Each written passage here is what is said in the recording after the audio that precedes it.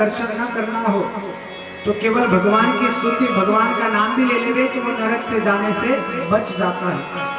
तो यहाँ पर अजामिल की कथा सुनाते हैं। अजामिल एक बहुत बड़ा पंडित था, बहुत बड़ा ब्राह्मण था, हमेशा भगवान का भजन करता था।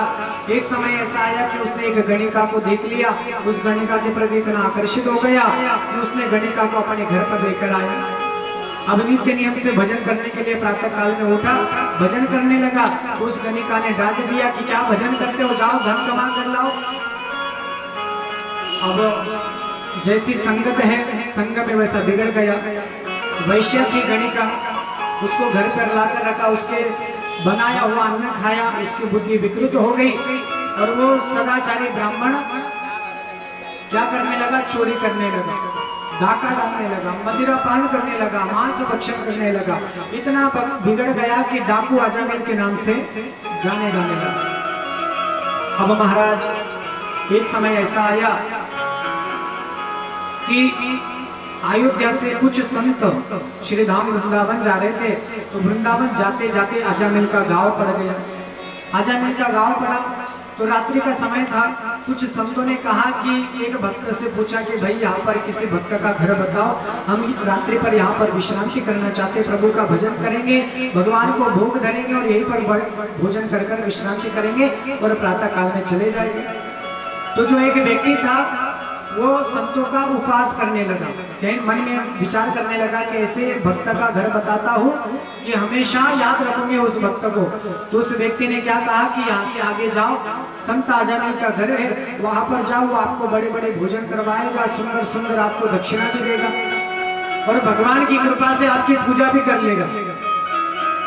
अब संतों को क्या पता, संत तो कोमल हृदय के थे, सोचा कि संत होगा अजामिल। व्यक्ति ने कहा है तो अजामिल के घर पर चले गए। 10 संत की मूर्तियां थी, जितने भी संत थे अजामिल के द्वार पर आए। अजामिल तो घर पर था नहीं, उसकी पत्नी थी। आवाज लगाया कि भक्त अजामिल, भक्त अजामिल। तो भीतर से गणिका आई।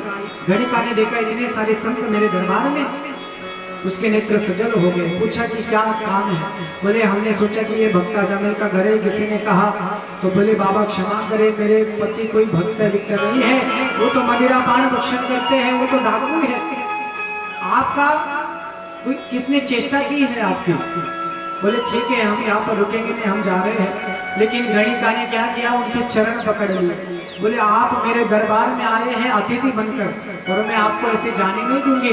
बचपन में मैंने अपनी माँ से सुना था कि अगर संत द्वार पर आ जावे तो उनको बिना हाथ बिना खाली उनको भेजना नहीं, कुछ ना कुछ देना चाहिए। तो कहा कि आप तो मेरे हाथ का भोजन नहीं कर सकते। तो बोले नहीं कर सकते तो सूखा अन्न तो ले सकते, मैं आपको आटा दे देती हूँ, चावल दे देती हूँ, कई प्रकार की सामग्री दे देती हूँ। आप सब संत मिलकर अपने आप हाथों से भोजन बनाओ और मेरे आंगन में भोजन करो। तो सारे संत ने कहा अच्छा, उसका दोष तो हमें नहीं लगेगा, सूखा अन्न हम खा सकते हैं। तो सूखा अन्न ले लिया, दाल बाटी चूरमा बनाकर वहां पर भोजन करने लगे। रात्रि का समय था। भोजन करने के बाद में संत विचार करने लगे कि हमने डाकू अजामिल के घर का अन्न खाया है, लेकिन हम उस डाकू को कैसे सुधारें? तो किसी ने कहा कि महाराज उसको सुधारना है तो सुंदरकांड पढ़ने को कहो, तो सुंदरकांड पढ़ते पढ़ते सुधर जाएगा। तो किसी संत ने कहा उसे कहेंगे सुंदरकांड पढ़ो तो वो लंका कांड करेगा। उसको कहोगे कि शांति पाठ करो, शांति पाठ पढ़ो तो वो महाभारत करेगा। वो ये सब नहीं करेगा। तो बोले करे क्या? तो एक सुंदर सा उपाय संत मन में विचार करके रखते हैं। रात्रि में अजामिल आता है। अजामिल अपने आंगन में समस्त ऋषिगण को देखता है तो क्रोध में आ जाता है। कौन हो तुम और मेरी आज्ञा के बिना मेरे आंगन में क्या कर रहे हो? आग बबूला हो गया, क्रोध में आ गया। जैसे ही अजामिल की आवाज गणिका ने भीतर से सुनी तो आकर डांटने लगी अपने पति से। कहने लगी क्यों डांटते हो? ये संत है, हमारे घर पर पधारे अतिथि के रूप में, बैठने तो आपका क्या जाता है? बोले अच्छा अच्छा जाने दो, आपने कहा है तो रहने दो। संत अजामिल से, जो डाकू अजामिल था, उससे सारा नगर डरता था, लेकिन अजामिल किससे डरता था? गणिका से। और डरना भी चाहिए। पत्नी से कोई डरता नहीं है तो फिर सब काम गड़बड़ हो जाता है। तो अजामिल ने कहा यदि तुमने कहा तो रहना तो 2-4 दिन और सेवा कर लो। लेकिन संतों ने कहा कि अजामिल मैंने आपका घर का अन्न खाया है, आपको एक काम करना पड़ेगा। बोले क्या? बोले हमको दक्षिणा दो। अजामिल ने कहा पीछे पहले देखा गणिका तो थी नहीं, अच्छा हमसे दक्षिणा लेना चाहते हो? हमारी दक्षिणा यही समझो कि आपसे ये तंबू, ये कमंडलू, ये चिमटा आपसे लिया नहीं, भूतों से ही पूछ लेना चाहते हो। अब फिर से गणिका बाहर आई। बोले क्या हुआ? बोले हमने दक्षिणा मांगी तो ये हमको डांटने लगे। बोले हम आपके पैसे के रूप में दक्षिणा नहीं चाहते। तो बोले क्या चाहते हो? आपको मेरी बात माननी पड़ेगी। बोले कौन सी बात? बोले आपका जो आने वाला पुत्र है, जो आपको पुत्र होने वाला है, उस पुत्र का नाम आपको क्या रखना है? नारायण। नारायण का नाम रख दो, यही हमारी दक्षिणा है। अब महाराज बोले हम ऐसा नाम नहीं रखेंगे, हम तो कलयुगी नाम रखेंगे। चिंटू, पिंटू, चिंटू के पप्पा, पिंटू के पप्पा, कई प्रकार के नाम, एजी, ओजी, लोजी, सुनोजी। पहले के जमाने में क्या नाम रखा जाता था? भगवान के ऊपर से नाम रखा जाता था, क्योंकि मरते समय भगवान का नाम भले ना आवे, भगवान की याद भले ही ना आवे, लेकिन पुत्र को देखकर तो नारायण नारायण तो पुकारेगा। ऐसे संत ने विचार किया। और यदि कोई अपने पुत्र का नाम चिंटू, टप्पू, पिंकू रखेगा तो मरते समय ऐसा नाम लेगा तो क्या उसकी मुक्ति होगी? इसीलिए पहले के जमाने में भगवानों के ऊपर से नाम रखाए जाते थे। लेकिन कैसे कैसे अजामिल ने बातों को मान लिया, कहा कि रख देंगे। अब संत तो वहां से चले गए। अब ये बच्चा नारायण सबसे छोटा था, और जो घर में सबसे छोटा होता है सबसे प्रेमी होता है, सब प्रेम करते हैं। अब सब घर वाले इतने प्रेम करने लगे, अजामिल बेटा नारायण इधर आओ, बेटा नारायण इधर जाना है, बेटा नारायण। दिन में 1000 बार तो बेटा नारायण नारायण नाम जप लेता है। भाव कुभाव अनक आलसहु, भले भाव अभाव से कैसे भी भगवान का नाम लो, लेकिन उसकी महिमा तो गाना है प्रभु। समय ऐसा आया, मरने का समय आया। मरने का समय आया तो वहां पर कौन आए?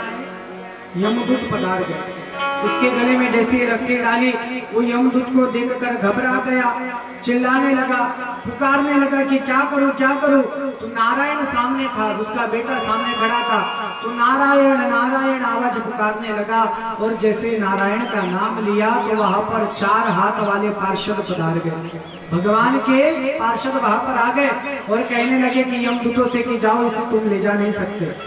बोले महाराज ये डाकू अजामिल है, जीवन भर इसने पाप कर्म किया है। बोले इसने नारायण की महिमा को गाया है। वेदो हम नारायण है, वेद साक्षात नारायण है, आप इसे ले जा नहीं सकते। बोले इसने नारायण को पुकारा नहीं है, इसने अपने बेटे को पुकारा है। भले इसने अपने बेटे को पुकारा है, लेकिन महिमा किसकी गाई है? नारायण की। नारायण की महिमा गाई, आप इसे ले जा नहीं सकते। अब यहाँ पर बीच में पड़ा हुआ है अजामिल, दोनों की वार्तालाप सुन रहा है कि मैंने मेरे बेटे को पुकारा और मुझे बचाने के लिए नारायण के पार्षद आ गए। यदि सच में भगवान को पुकारता तो मेरी क्या गति हो जाती, सदगति प्राप्त हो जाती। अब महाराज वहां से धक्के देकर वहां से यमदूतों को भगा दिया। यमदूत गए, जाकर कहने लगे महाराज वहां पर पार्षद आ गए और हमें भगा दिया। धर्मराज ने कहा कि तुम मुझसे कहते थे कि मैं आंखें बंद कर जिसका भजन करता था। यमदूतों से ही धर्मराज कह रहे हैं कि मैं आंखें बंद कर भजन करता था। तो आंखें बंद कर भजन करने का नाम क्या था? नारायण नारायण। मैं उसी नारायण का नाम जपता था। भले उसने अपने पुत्र को पुकारा है नारायण, लेकिन उसने नारायण की महिमा तो गाई है, हम उसे नहीं ला सकते। तो बोले प्रभु हमको एक लिस्ट बना दीजिए कि किसको नरक में लाया जाए और किसको न लाया जाए। तो यहाँ पर यम कहते हैं, धर्मराज कहते हैं कि जो व्यक्ति जीवन भर क्रोधाग्नि में जलता रहा हो, हिंसा के मार्ग पर चलता रहा हो, जिसने कभी भी भगवान के सामने सर नहीं झुकाया हो, अपने माता पिता की सेवा न किया हो, ऐसे व्यक्ति को नरक में लाया जाए।